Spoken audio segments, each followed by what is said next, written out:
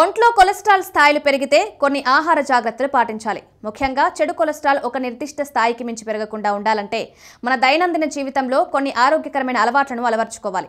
చెడు కొలెస్ట్రాల్ని ఎలా నియంత్రించాలో చాలా మందికి అవగాహన ఉండదు.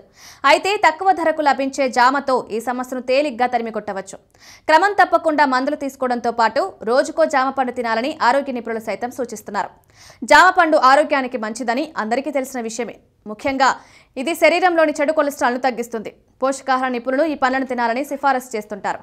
జామ పండులో ఫైబర్ పుష్కలంగా ఉంటుంది. ఇది రక్తంలో పేరుకుపోయిన అదనపు చెడు కొలెస్ట్రాల్ను తొలగించడంలో సహాయపడుతుంది. అంతేకాదు ఇది మంచి కొలెస్ట్రాల్ను పెంచుతుంది. ప్రతిరోజు ఒక జామ పండు తినడం వల్ల శరీరంలో మంచి కొలెస్ట్రాల్ స్థాయి పెరుగుతుంది. గుండెను ఆరోగ్యంగా ఉంచుతుంది. జామ పండ్లను క్రమం తప్పకుండా తీసుకోవడం వల్ల రక్తనాళాలు మూసుకుపోకుండా నిరోధించవచ్చు. తద్వారా గుండె జబ్బుల ప్రమాదాన్ని తగ్గించవచ్చు. ఇది ట్రైగ్లిజరైడ్లను కూడా నియంత్రిస్తుంది. ఈ పండును క్రమం తప్పకుండా తీసుకోవడం వల్ల రక్తంలో ట్రైగ్లిజరైడ్ల స్థాయి తగ్గుతుంది. ఇందులో పొటాషియం పుష్కలంగా ఉంటుంది. రక్తపోటు నియంత్రించడంలో సహాయపడుతుంది.